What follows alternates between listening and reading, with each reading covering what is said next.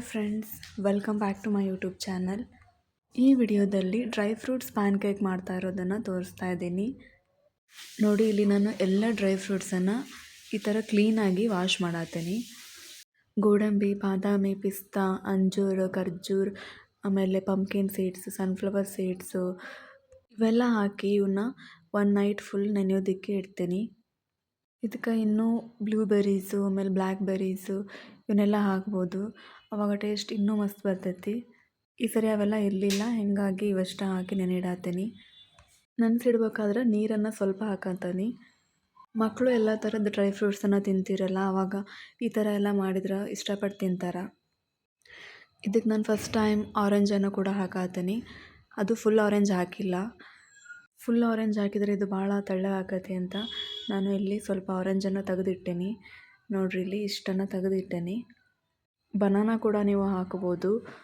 Plum ಕೇಕೆಲ್ಲ ಮಾಡುವಾಗ ಆರೆಂಜನ್ನು use ಮಾಡ್ತಾರೆ, ಹೀಗಾಗಿ ನೋಡೋಣ ಅಂತ ಟ್ರೈ ಮಾಡೇನಿ.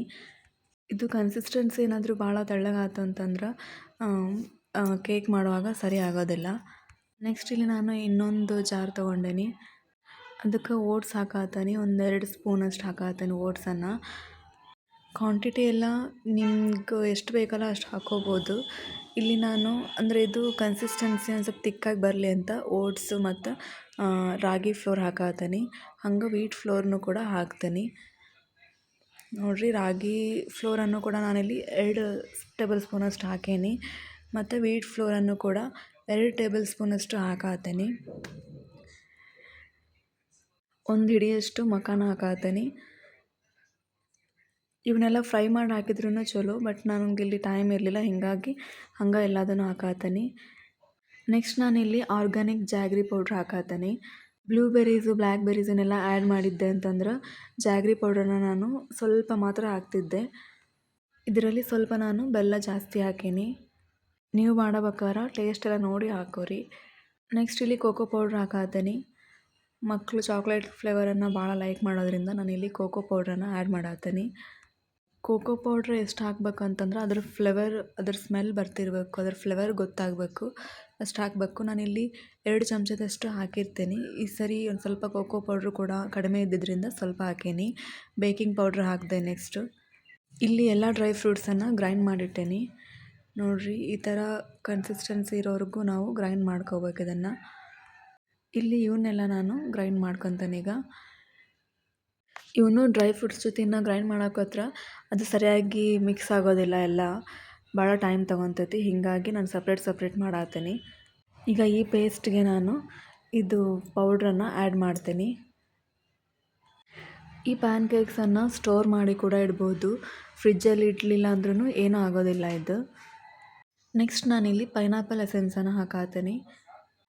ಇದನ್ನು ಸ್ಟೋರ್ ಮಾಡಿ ಇಡೋದ್ರಿಂದ ಏನಾಗೈತೆ ಅಂತಂದರೆ ಕನ್ಸಿಸ್ಟೆನ್ಸಿ ಒಂದು ಸ್ವಲ್ಪ ಜಾಸ್ತಿ ತಿಕ್ಕಾಗೇ ಇರಬೇಕು. ಇದನ್ನು ನೀವು 1 ಟೈಮ್ ಕೊಡೋಕ್ಕೆ ಮಾಡತ್ತಿದ್ರಿ ಅಂತಂದ್ರೆ ಇದಕ್ಕೆ ಎಗ್ಗನ್ನು ಕೂಡ ಆ್ಯಡ್ ಮಾಡ್ಬೋದು. ನಾನಿಲ್ಲಿ ಸ್ಟೋರ್ ಮಾಡಿ ಇಡ್ತಾ ಇರೋದ್ರಿಂದ ಎಗ್ಗನ್ನು ಆ್ಯಡ್ ಮಾಡಿಲ್ಲ.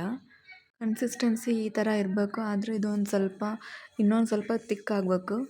ಇಲ್ಲಿ ನಾನು 1 ಟೇಬಲ್ ಸ್ಪೂನಷ್ಟು ಕುಕ್ಕಿಂಗ್ ಆಯಿಲನ್ನು ಆ್ಯಡ್ ಮಾಡತ್ತೀನಿ. ಇದು ಆಪ್ಷನಲ್. ಇಲ್ಲಿ ಪೇಸ್ಟ್ ಭಾಳ ತಿಕ್ಕಿರಲಿಲ್ಲ ಅಂತ ನಾನೀಗ ಕುಕ್ಕಿಂಗ್ ಆಯಿಲನ್ನು ಆ್ಯಡ್ ಮಾಡಿದೆ. ಆಮೇಲೆ ಇದನ್ನು ಲೋ ಫ್ಲೇಮಲ್ಲೇ ಮಾಡಬೇಕು. ಸ್ಟಾರ್ಟಿಂಗಿಂದನೂ ಲೋ ಫ್ಲೇಮಲ್ಲೇ ಮಾಡಬೇಕು. 1 ಬೌಲಲ್ಲಿ ವಾಟ್ರ್ ತೊಗೊಂಡೇನಿ. ನೋಡಿರಿ, ಈ ಥರ 1 ಸ್ಪೂನಷ್ಟು ತೊಗೊಂಡು ಈ ಥರ ಪ್ಯಾನ್ ಮೇಲೆ ಹಾಕಬೇಕು. ಇಲ್ಲಿ ನಾನು ನಾನ್ ಸ್ಟಿಕ್ ಪ್ಯಾನನ್ನು ಯೂಸ್ ಮಾಡೇನಿ, ನೀವು ಕೂಡ ನಾನ್ ಸ್ಟಿಕ್ಕನ್ನೇ ಯೂಸ್ ಮಾಡಿರಿ. ಈ ಥರ ಹಾಕಿದ ಮೇಲೆ ಇದ್ರ ಮೇಲೂ ಕೂಡ ನೀವು ಫ್ರೈಡ್ ಕ್ಯಾಶ್ಯೂ, ಆಲ್ಮಂಡ್, ಪಿಸ್ತಾ ಇವನ್ನೆಲ್ಲ ಆ್ಯಡ್ ಮಾಡ್ಬೋದು. ಬ್ಲೂಬೆರೀಸ್, ಬ್ಲ್ಯಾಕ್ಬೆರೀಸ್ ಇವನ್ನೆಲ್ಲ ಹಾಕಿದ್ರೆ ಟೇಸ್ಟ್ ಭಾಳ ಚಲೋ ಬರ್ತೈತಿ. ಇಲ್ಲಿ ಟೈಮ್ ಇಲ್ಲದ್ರಿಂದ ನಾನು ಈ ಥರ ಹಂಗೆ ಅರ್ಜೆಂಟ್ನಾಗ ಮಾಡತ್ತೀನಿ. ಇದು ಪೇಸ್ಟು ಸ್ವಲ್ಪ ಭಾಳ ತೆಳ್ಳಗಾಗಿದ್ದರಿಂದ ಸರಿಯಾಗಿ ಬರಲಿಲ್ಲ. ಪೇಸ್ಟ್ನ ತಿಕ್ಕಾಗಿ ಮಾಡ್ಕೊಂಡಿದ್ವಿ ಅಂದ್ರೆ ಏನೂ ಪ್ರಾಬ್ಲಮ್ ಆಗೋಲ್ಲ, ಈಸಿಯಾಗಿ ಮಾಡ್ಬೋದು ಇದನ್ನು. ಈ ಸರಿ ಆರೆಂಜ್ ಮತ್ತು ಸೋಕ್ಡ್ ವಾಟರನ್ನು ನಾನು ಫುಲ್ ಆ್ಯಡ್ ಮಾಡಿದ್ರಿಂದ ಹಿಂಗಾಯ್ತು. ಜಾಸ್ತಿ ಹೊತ್ತು ಬೇಯಿಸ್ಬೇಕು ಇವನ್ನ. ನೀವು ಕೂಡ ಟ್ರೈ ಮಾಡಿರಿ, ಭಾಳ ಹೆಲ್ದಿ ರೆಸಿಪಿ ಇದು. ಇಲ್ಲಿ ನಾನು ಲಾಸ್ಟ್ ಟೈಮ್ ಮಾಡಿರೋ ಪ್ಯಾನ್ ಕೇಕ್ ಫೋಟೋ ಹಾಕತ್ತೀನಿ. ಈಗ ಇದು ಕನ್ಸಿಸ್ಟೆನ್ಸಿ ತಿಕ್ಕಾಗಿದ್ದರೆ ಇಷ್ಟು ನೀಟಾಗಿ ಬಂದಿರ್ತೈತಿ. ನೀವು ಕೂಡ ಟ್ರೈ ಮಾಡಿರಿ. Thank you for watching. ವಿಡಿಯೋಸನ್ನು ರೆಗ್ಯುಲರಾಗಿ ನೋಡ್ತಾ ಇರ್ರಿ.